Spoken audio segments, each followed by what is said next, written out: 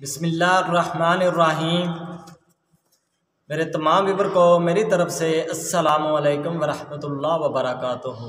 आज मैं हूँ आपका मेज़बान हकीम नगमान अली डोगर कसूरी आपकी खिदमत में हाज़िर। आज का हमारा मौजू दोस्तों जिस मर्ज़ के बारे में है वो है सोजिश मैदा।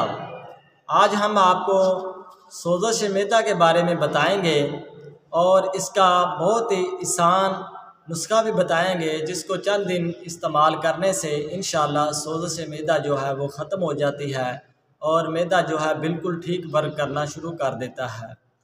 तो ये ज़्यादातर दोस्तों जो है खुश्क गर्म जो है तेज़ाबी चीज़ें जो हैं ज़्यादातर इस्तेमाल करने से और गर्म खुश्क चीज़ें ज़्यादा इस्तेमाल करने की वजह से मैदे पर जो है सोजिश हो जाती है और उसकी वजह से जो है मैदे पर दर्द रहता है हल्का हल्का और मरीज़ जो है वो खाना पीना जो है अपना कम कर देता है और आस्ता आस्ता जो है वो बिल्कुल वीक हो जाता है यानी कमज़ोर हो जाता है।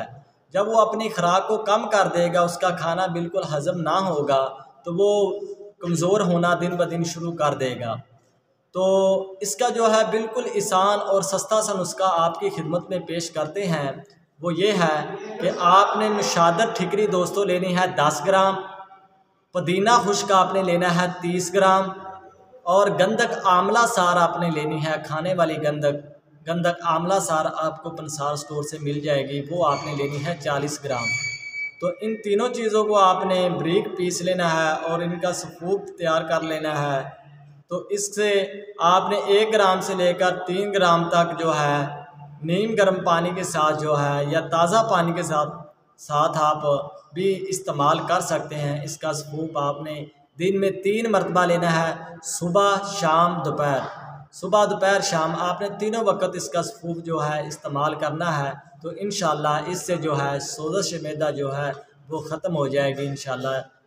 इसको आपने इस नुस्खा को कम से कम जो है 2 से 3 हफ्ते ज़रूर इस्तेमाल करें तो इंशाअल्लाह मैदे के तमाम अमराज से आप बच जाएंगे, महफूज रह सकेंगे।